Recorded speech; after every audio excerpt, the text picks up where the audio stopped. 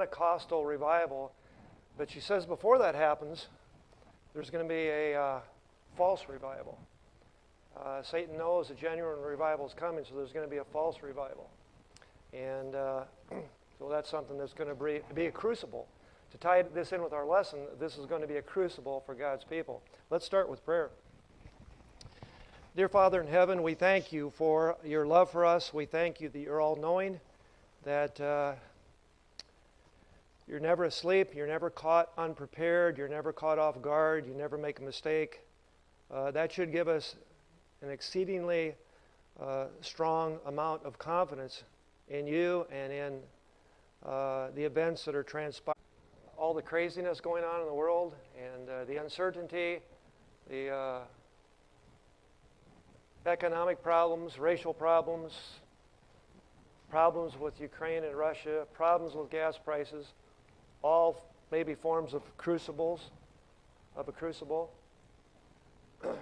The memory verse for today is found in 1 Peter 4:12 and 13, and it reads, I'll be reading from the King James translation, it says, Beloved, think it not strange concerning the fiery trials, not just trials, think it not strange concerning the fiery trials which is to try you, as though some strange thing happened unto you. But rejoice inasmuch as ye are partakers of Christ's sufferings, that when his glory shall be revealed, ye may be glad also with exceeding joy. Isn't that kind of a dichotomy? It's talking about rejoicing with exceeding joy when terrible, terrible things are happening. Seems like there's something wrong with that at surface value, doesn't it? You would think you rejoice when things are going well, and you wouldn't rejoice when things weren't going well. But no, he says rejoice be glad. Be glad. Are we glad when we're going through hell? If we are, we don't say that. Maybe sometimes we're glad after it's over. We're glad when we see that somehow it turns around well, but it's very hard to be glad when you're sad and when things are going not so well. Let me grab a mic here. Go ahead. Oh, I know, but there's people on the internet. They can't hear anything except what I'm saying. And I was thinking yesterday, the war in Ukraine, it bothers me a lot. I think it does all of us. And I guess that the Ukrainians have had to leave a particular place because the Russians have taken over it. And all of those people who have died, who have been wounded, who have lost their families, it's been for nothing. Since February, all of these people have died just for nothing. And I think about a time of trouble such as never has been is coming, and I fear it, and I dread it. But on the other hand, that's the precursor to Jesus coming in the clouds of heaven. It makes this verse a little bit more sensible to me, because we have to have the pain to share in the glory. When does a person most appreciate food? They're hungry. When does a person most appreciate a warm fireplace? When he's been out scooping snow all day and he's cold, he's wet. When would we most appreciate the glory of absolute perfection and peace and happiness? After we've come out of a place where it's cold, and so to speak, cold spiritually. And so the contrast is going to be significant. The more suffering a person experiences in this earth, by contrast, naturally you would think the more they will enjoy heaven. Who's going to enjoy heaven, the beauty, the visual beauty of heaven more than a blind man, Helen Keller, someone who's never seen anything, and now they see everything in its perfection. Romans 8:28. You can turn there if you like. And enjoy, and I know what she meant, and I agree, but all these people died for nothing. But did they really die for nothing? Were their hearts turned to God in some cases because of what's going on there? There were. You know there were. There were hearts that were turned to God because of what was going on there. So it seems like it's all for nothing, but really, Romans 8:28. Go ahead. We're told in the spirit of prophecy that Satan loves war because he can take people to their death without knowing that Jesus is coming, that he loves them. Mm-hmm. So there's so many have died unprepared. Well, yeah. Yeah, well, let me qualify the verse. It says, and this we know, that all things work together for good to those who love God, to those who are called according to his purpose. It doesn't necessarily work out for good in the end for those who don't take advantage of it. Like with Judas, better he had not lived than what happened with Judas, which would imply that strongly that Judas was lost. You know, so, yeah, it's just a sad state of things that God allows things to happen to win as many souls to him as possible, but for those who are not won, you know, yeah, seems useless, needless, painful. All, that's true, all those types of things. Let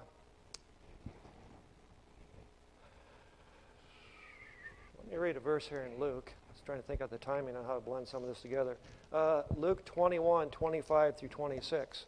Since we're kind of talking about gloom and doom, so to speak, and pain and suffering, this verse kind of fits in with it. Two verses, Luke 21:25 through 26. And there shall be signs in the sun and in the moon and in the stars, and upon the earth distress of nations with perplexity, the sea and the waves roaring. Does that sound like a crucible?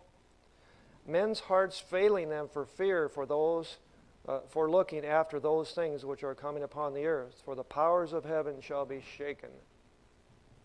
And so we think that's happening now, and it kind of is happening now, and I'm sure it's happening now in Ukraine for people, but it's kind of like the old statement, we ain't seen nothing yet.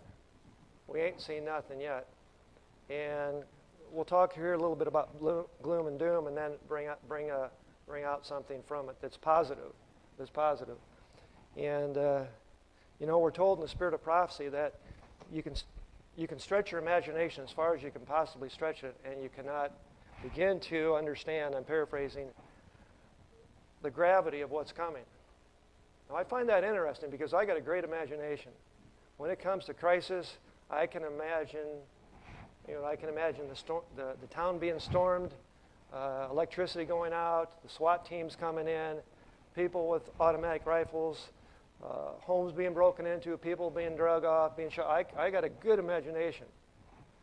But we're told we can't really get there with our imagination.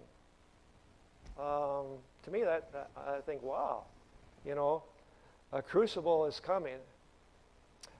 In the note at the beginning of the first page here, it says, in chemistry labs, one often places various metals into a small container and heats them to extreme temperatures. Has anybody here ever poured metal?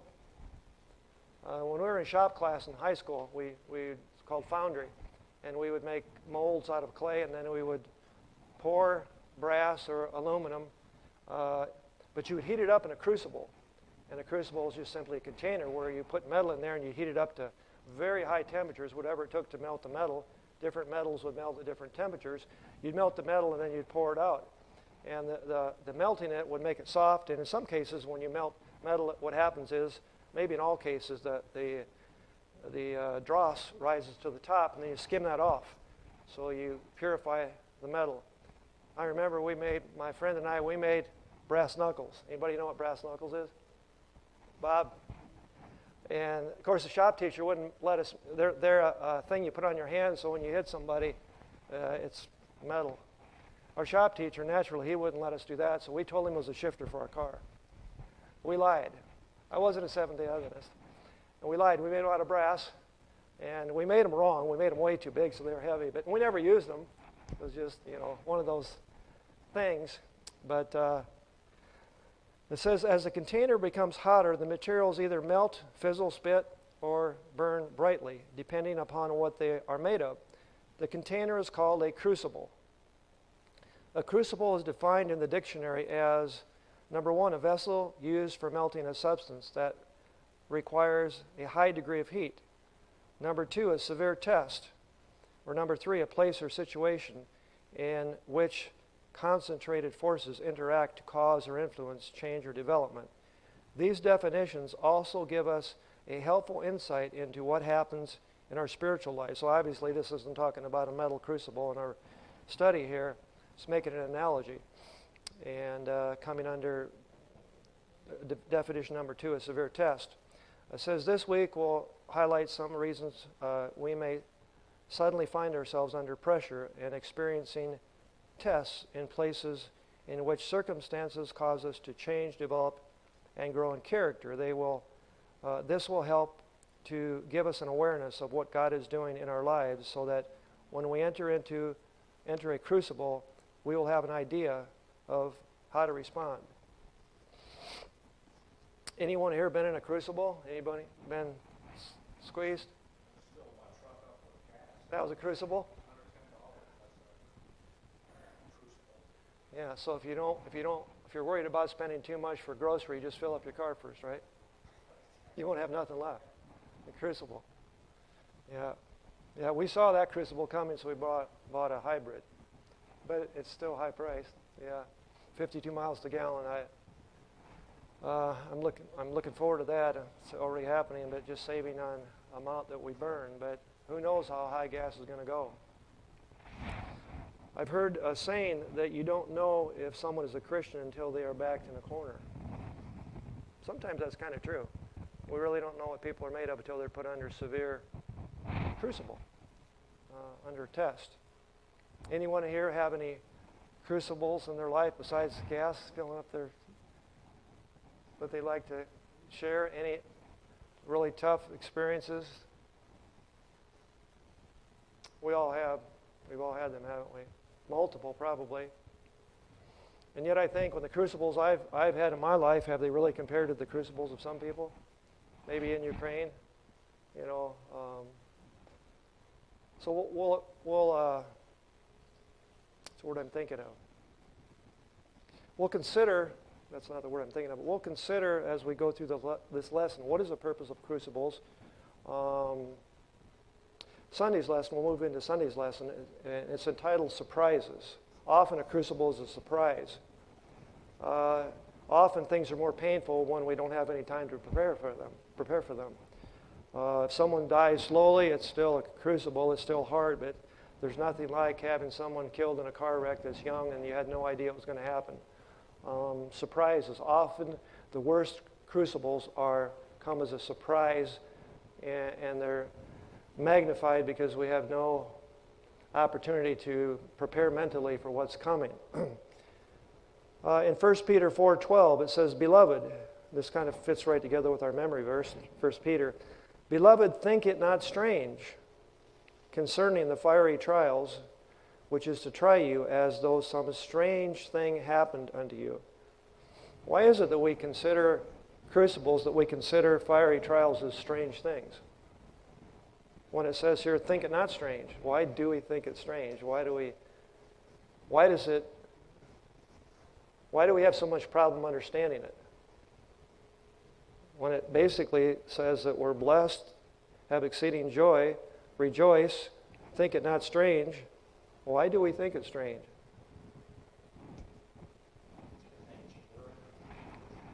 Yeah. Nobody enjoys hitting their thumb with a hammer, do they? You know, our nature, naturally, our human nature, fallen or unfallen. Even if you could have an unfallen nature, you still wouldn't enjoy pain and suffering. I mean, we're not sadistic. We don't enjoy those types of things. So naturally, we see them as a bad thing. If something hurts, it's a bad thing. Is pain a bad thing?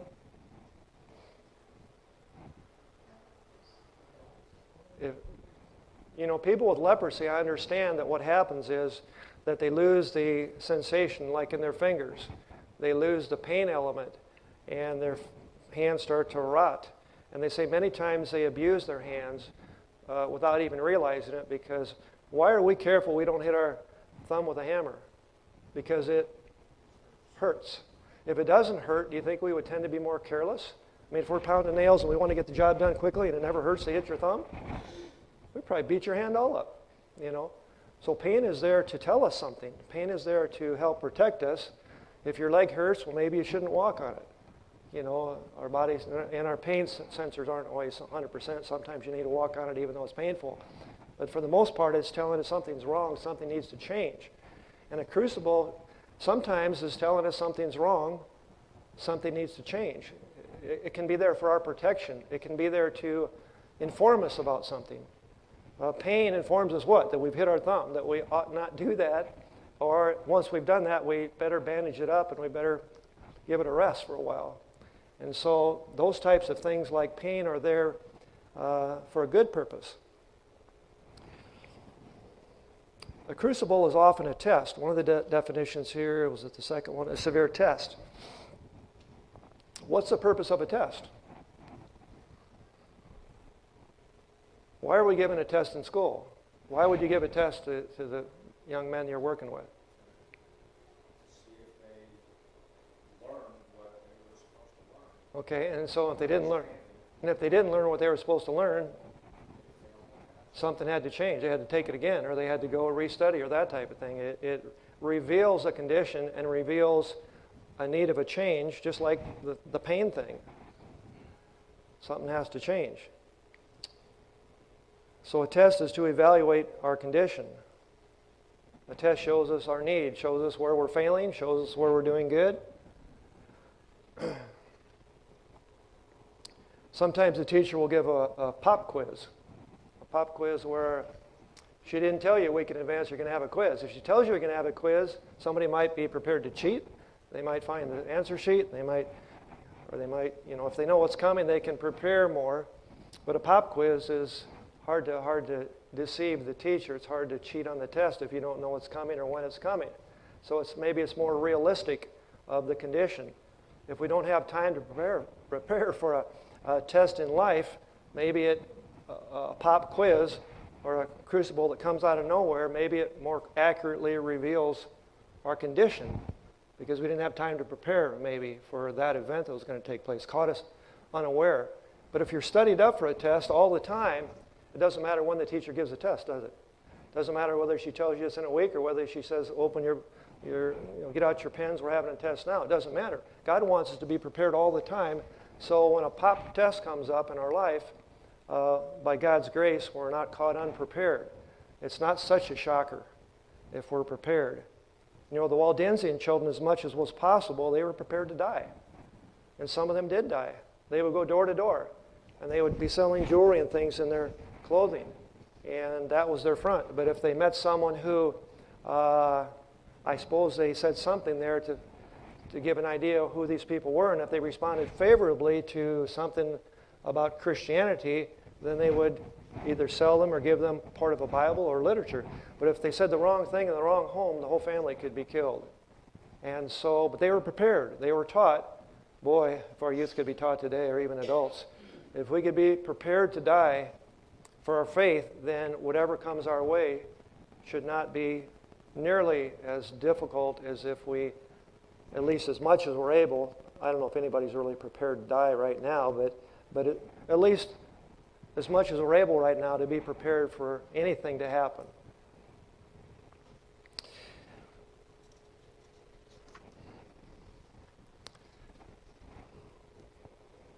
Joy, would you read 1 Peter 4, 12 through 19?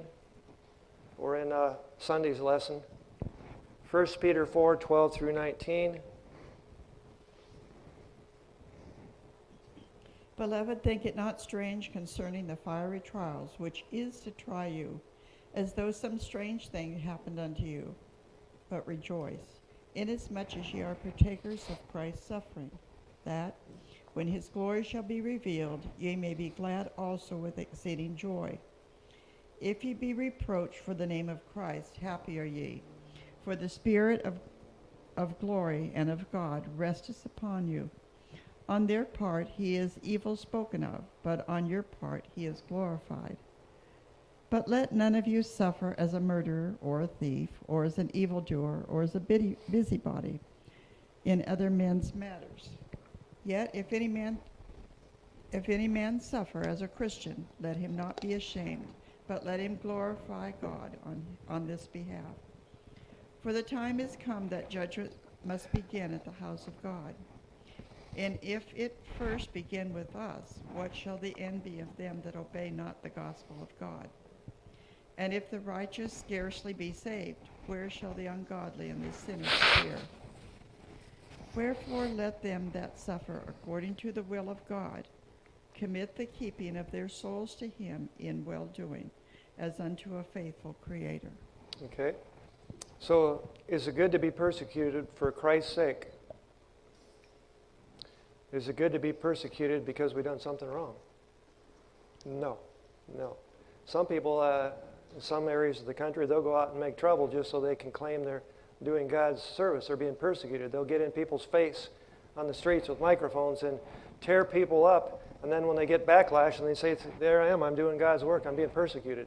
I've seen that several times on the computer. They think that they're being persecuted for Christ's sake when they're being persecuted because they're proud and they just want to make life miserable for others. Good to be persecuted for Christ's sake, not good to be persecuted for our own sake. Not good to be persecuted because we've misrepresented Christ. So why are Christians, again, surprised when they come under trial? Could it be because there's a lot of disillusionment within Christianity? A lot of times, folks, I think, I've heard it where they believe that, once you're baptized, then life's problems are over. That, you've given your heart to the Lord, so now everything's going to go well. A lot of times that's a natural misconception. Well, actually, it's just the opposite many times. Because now you're getting away from the devil, and now he really comes after you. And so sometimes maybe it's a misconception within Christianity that causes people to be surprised when we go under trial. And it's very hard to learn that lesson. I mean, I'm just been starting to kind of get it the last few years, and when things really get crazy, to sit down and say, this too shall pass. It could be worse. And then to try and patiently endure it. And then it always ends up passing, of course, and it generally comes out quite well, or at least much better.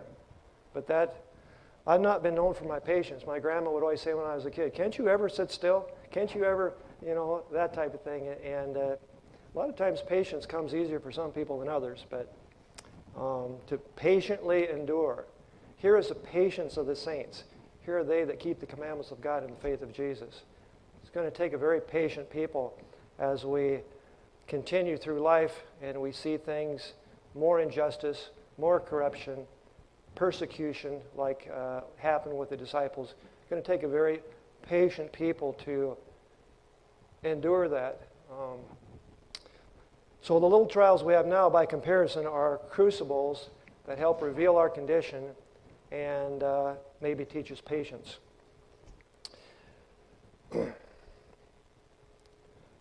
Sounds like a silly question, but did Christ have trials?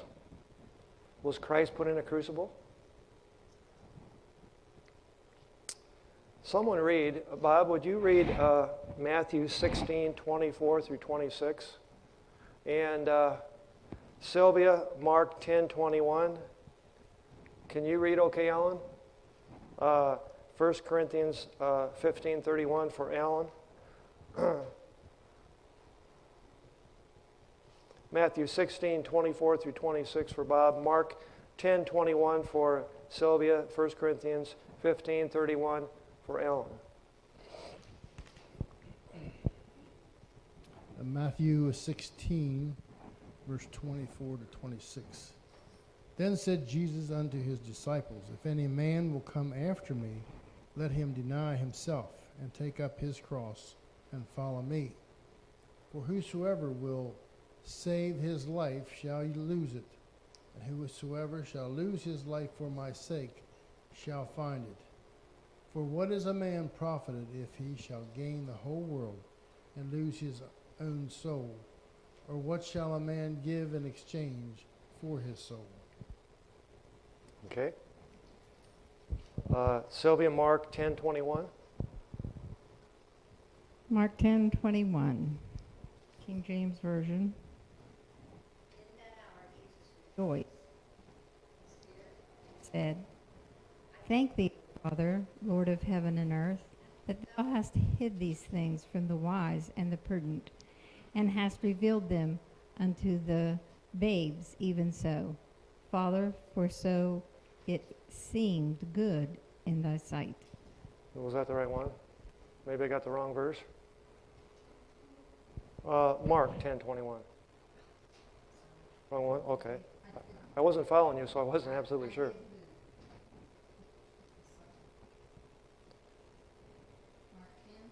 Yeah. Sometimes you'll read a wrong verse and then you try and make it work. You're trying to figure out, well, how does this fit in? How does this work? You got to try and twist it to make it work, and then you figure out it doesn't seem like it's working too well. Pardon me? Yours was 1 Corinthians 15:31. Okay, we'll try again. Chapter 10, Mark 10, 21. Then Jesus, beholding him, loved him, and said unto him, One thing thou lackest. Go thy way, sell whatsoever thou hast, and give to the poor, and thou shalt have treasure in heaven, and come, take up the cross, and follow me. So was that a crucible for the rich young ruler? It was. It was a test. How would he react to that test? Unfortunately, he failed. We hope that somehow he took another test and passed, but that was a crucible for him to give up everything he had. And, yeah. Okay, Alan, 1 Corinthians 15:31. Crucibles can come in many different fashions. I protest by your rejoicing, which I have in Christ Jesus our Lord. I die daily. Dying daily. Is dying an easy thing? I've never died yet, at least not physically, but hopefully I've died or am dying to self. But it's a painful thing. Dying's a painful thing. Taking up a cross can be a painful thing. Sometimes we make our cross doubly heavy, though, don't we? Sometimes we add a lot to the cross that we have through stubbornness, through unbelief, or whatever. So the crucible is there to reveal something, and to reveal something so that it can be of benefit, so growth can take place.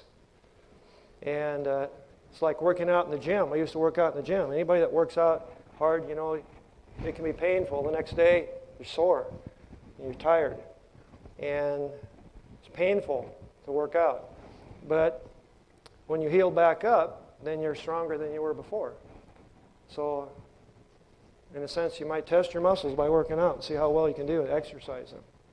Monday's lesson, crucibles of Satan.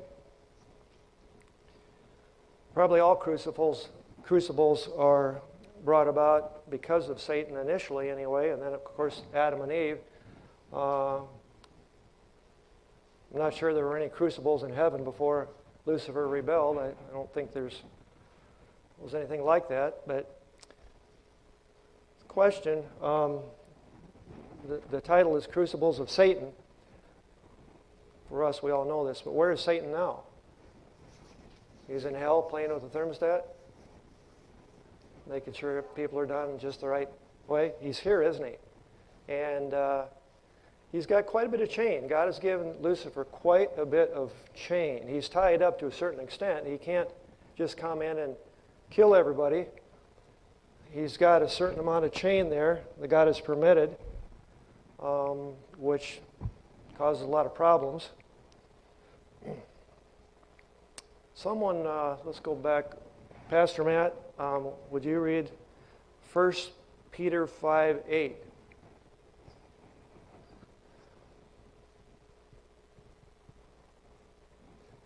First Peter 5:8. So the devil is here, and of course, he's definitely the author of many crucibles, putting tests upon people, he and his minions. And sometimes tests come because of our own waywardness. 1 Peter 5:8. Be sober, be vigilant, because your adversary, the devil, as a roaring lion, walketh about, seeking whom he may devour. Okay, so he's not walking around meowing. He's not walking around purring. He's walking around as a roaring, ferocious lion.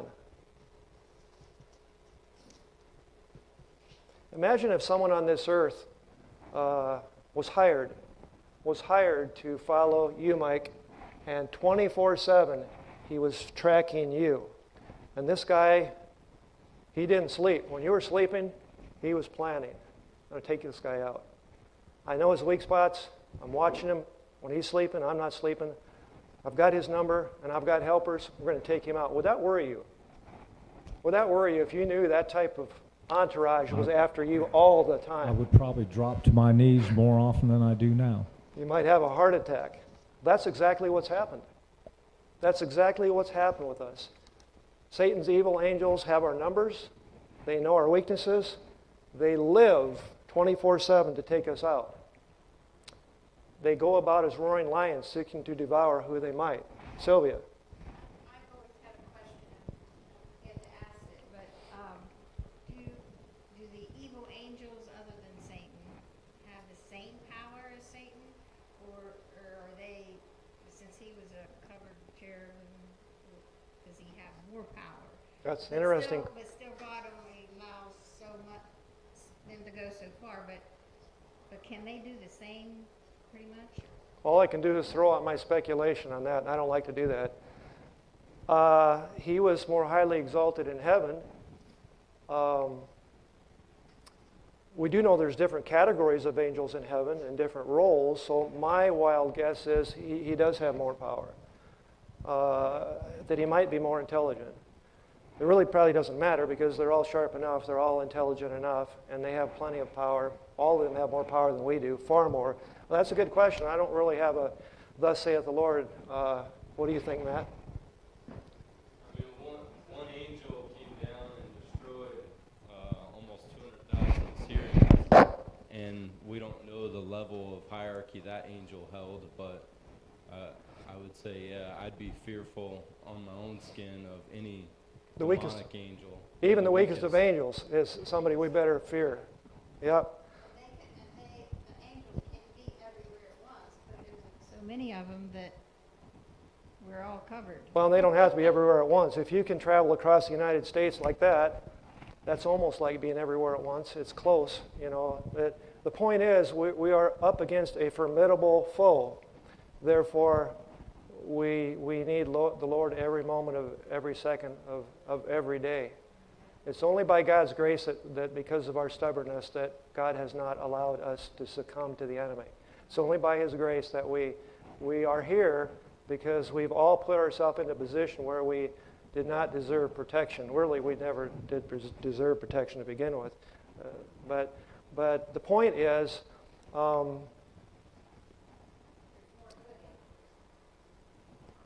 good angels are powerful too. So it's interesting. There's a whole nother battlefield going on that we generally aren't even aware of. I mean, right now there are angels here. Hopefully they're all good angels, but maybe not. And there's a whole nother realm of battling going on behind the scene all the time. And that should cause us to flee to God. And sometimes those crucibles take place to help us realize that we're walking away from God, that we're in a danger zone, and something better change in our lives. I'd like to read, now since the direction our lesson is going, I'm not sure if this quote here really fits in all that well, but we're told that fiery trials will come upon us as individuals and in the church.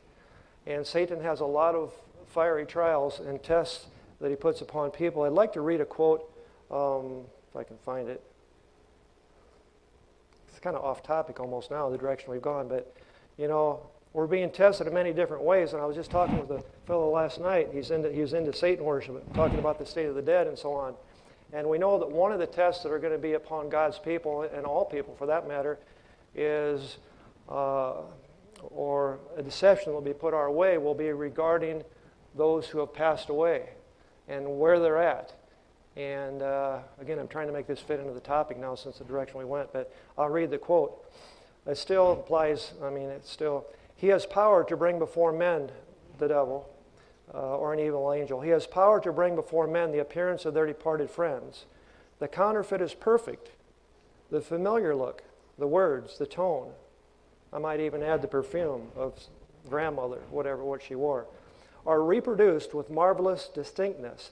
Many are comforted with the assurance that their loved ones are enjoying the bliss of heaven, And without suspicion of danger, they give ear to seducing spirits and doctrines of devils. If we don't know what our Bible teaches about the state of the dead, even people that have known what the Bible has taught about the state of the dead have actually been seduced sometimes because maybe the frontal lobe is not really what's leading them.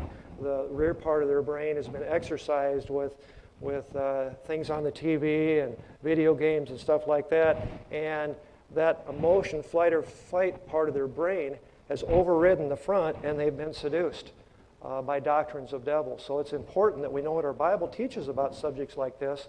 We're told we're going to be tested severely at the end of time. Think of someone you love most has passed away, that you missed, that you wish you could see, and they would appear to you.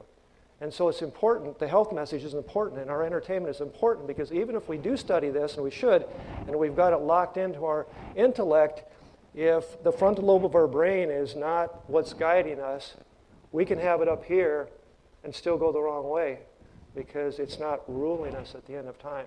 So we're going to be tested very, very severely on many points, and that'll just be one of many, as understanding what the Bible teaches about the state of the dead, and having so lived that what we've understood about any subject will be what's governing us, and not our emotions, not our feelings.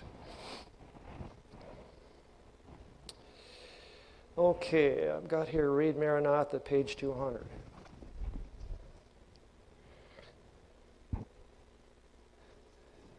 Page 200, is that right? Let me see.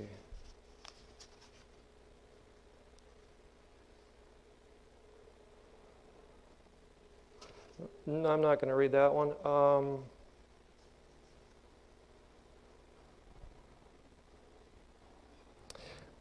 I wanted to read this one too. I'm not sure if I'll read the other one. But God's people brought to the test. Again, a crucible is a test, right? One of the definitions of a crucible is a severe test.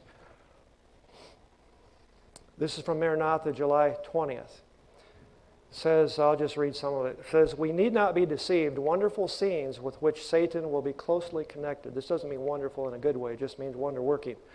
It says, wonderful scenes with which Satan will be closely connected will soon take place. God's word declares that Satan will work miracles. He will make people sick and then will suddenly remove from them his satanic power. They will then be regarded as healed.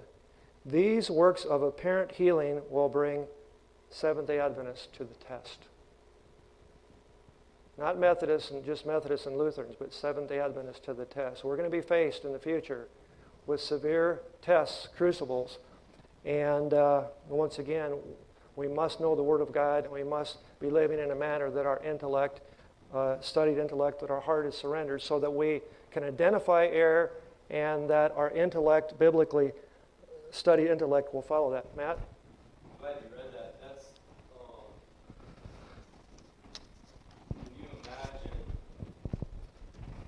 that back in the time of Christ, he was claiming to be something, and the signs and the miracles were evidence of his divinity, and yet the leaders of that time didn't believe him despite the signs and the miracles. And so when those signs and miracles appear to be here again, and we're the ones saying, no, we know the truth in this, that God's not in this miracle, then we fall right in line with the accusation that, hey, you guys are no different than the Pharisees of old.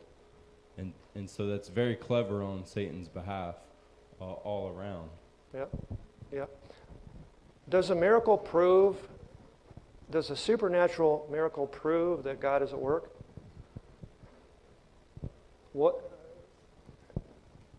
In my mind, a supernatural miracle simply proves that a supernatural force is at work.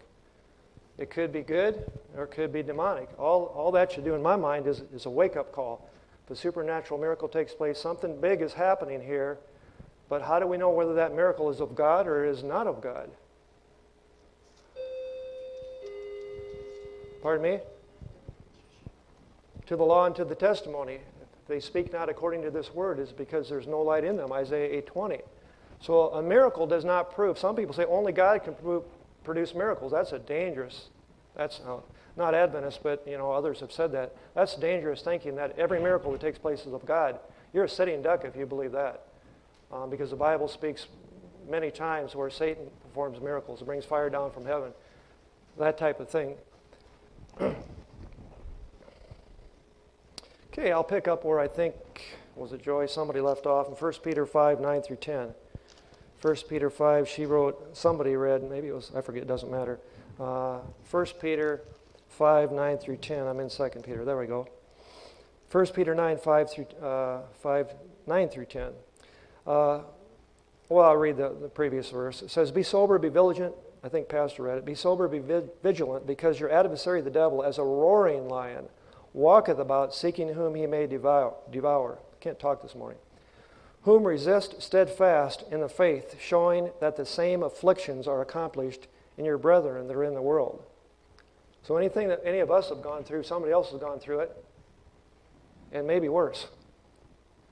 Jesus went through crucifixion. Other people were crucified. Now, I'm not saying it was worse for them, but I'm just saying, when we think our road is rough, you know, if I'm having back pain, which I don't have much pain, but I've had severe back pain before, I remind myself, you know, there are people that have been in iron lungs their whole life. No, they don't have any back pain. They're paralyzed. They can't even breathe. There's a man I saw on the internet the other day, showed him when he was 7 years old. He got, I don't know if it's polio, I think it was, and he was going to die, and they put him into an iron lung at 7 years old. He's like 60-something now. It's amazing he's alive that many years in an iron lung. And even when he talks, you can tell because of that iron lung, you don't breathe naturally in an iron lung. They do the best they can, but wow, I can't imagine being in an iron lung my whole life. He tries to paint with his mouth. You know, my crucible is a hangnail compared to that. It says, I'll repeat, it says, whom resist steadfast in the faith, knowing that the same afflictions are accomplished in your brethren that are in the world. But the God of all grace, who hath called us unto his eternal glory by Christ Jesus, after that ye have suffered a while, this too shall pass, after ye have suffered a while, make you perfect, establish, strengthen, and settle you. No matter how bad our day is, this too shall pass. There is always going to be tomorrow. To him be glory and dominion forever and ever. We're talking about crucibles. Have you ever been in a crucible? Painful situation, a test? Silly question, isn't it? Ridiculous question. Yeah. So pain, as we discussed earlier, pain often happens to tell us something. It tells us we ought not do that, or if we've done that, or if we're hurting, we ought not walk for a while. You ever had pain? Another stupid question. Pain is there for a good thing. If you, as I mentioned earlier, I don't think Pastor was here then than you, but you know, I've read that people that have leprosy, I'm just repeating myself, but they lose the nerve endings or something, sensation in their hands and different places, and it'll even kind of, their fingers will rot and everything, but they tend to beat up their hands, as I mentioned earlier, because if you're pounding nails and you're in a hurry and you hit your thumb and it don't hurt, you're going to stop? No, you're just going to keep on hammering. You stop because it hurts. And pain is there to protect us. And when these folks with leprosy don't have pain in their digits, they tend to abuse them because there's no pain there that forces them to realize you can't do that. So pain is a good thing. Do we any of us like pain? I don't like it. I don't even like a little bit, let alone a lot, but there is a purpose behind it. Sometimes it may get a little out of control, but it's there for a purpose. Tuesday's lesson, Crucibles of Sin. Do you have a Bible there, Mike? Would you like to read, or are you mic'd up? Okay, Romans, you can look up Romans 1:18, and then either Rick or Suzette, if you'd like to read, you take your pick, you can arm wrestle over it. Romans 1:21 through 32, so that's a few verses. Crucibles of Sin. Man, we're out of time already. Tuesday's lesson. Romans 1:18. Yeah, I think we'll skip the Romans 21 through 32, and I'll take up the rest of the class. So we'll give you a different one probably. Romans 1:18. Okay, for the wrath of God is revealed from heaven against all ungodliness and unrighteousness of men, who hold the truth in unrighteousness. Okay, any thoughts on that? We'll move on. I'm not even sure. I didn't spend a lot of time on Tuesday, and I don't quite understand how that fits in, but maybe I didn't study enough. You ever do that? Skip over days to other days that you like better? So we'll do that, especially since we're about out of time.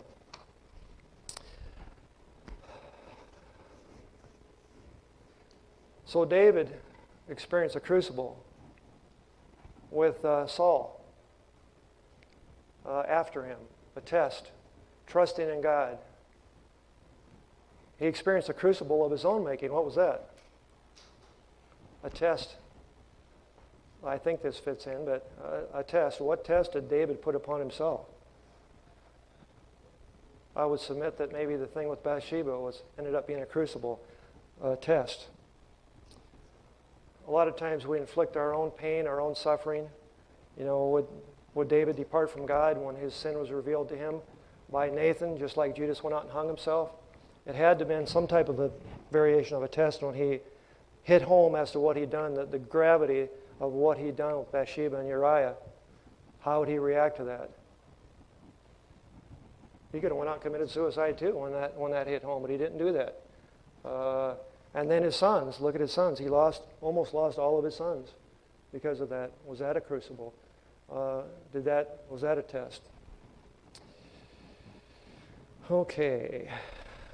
Out of time, how do I want to close? Wednesday talks about crucibles of purification. Again, it all fits together. The crucible is designed to test us, to reveal our conditions so that we can grow and in a spiritual sense become purified. When you put metal in a crucible and melt it up, very often you do that because the dross will rise to the top so you can scoop it off so it can be purified. And hopefully when we're put in a crucible, hopefully we learn from that, and that dross of sin, whatever that might be, will be. Mrs. White says that God keeps bringing us back around to the same problem, maybe a different delivery or a different situation, but if we got a bad temper and we blow our temper, it's only a matter of time before something happens again. It's going to test our temper, or any other sin you want to bring in there, because you know, until we pass the test, then we can realize that we're getting somewhere. But if we keep failing the test, something's got to change. Something's got to change. Why am I still losing my temper? Or why am I still doing this or that? Am I spending enough time in prayer? Why am I lusting? Have I been watching things that I ought not watch? Why is that happening? Am I watching TV shows that would invite that? Those types of things. So God is trying to teach us. This whole life is a school. Mrs. White says it's a school. And our schooling continues through eternity. Not because we sin and then have to learn from that, but we still continue learning maybe the will of God a little better, maybe a little more discernment, a little more the depths of the love of God. But we're in school right now. But this is the big one here, because if we don't pass this test in this life, there is no future test coming. It's all over. So these tests in this life are so vitally important. And we've all flunked many, many times, but by God's grace, we're passing, we're moving up in grades and not earning our way to heaven. I'm not meaning that, but we're learning, we're growing, we're becoming sanctified, we're becoming more like Jesus. That's what these crucibles are really all about, is for our help, for our benefit, because God loves us. And God will purify His church. We ain't seen nothing yet, like they say. We're going to be attacked from the outside.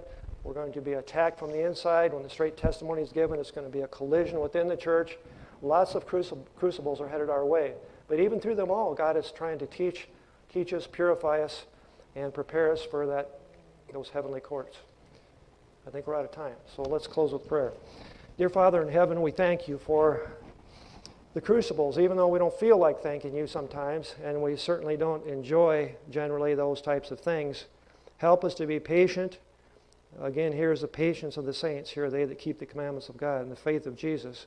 Help us to have the patience to realize that painful situations, there's something to be learned from it, and that you want us to grow, you want us to develop, and you want to make us into spiritual champions for your cause.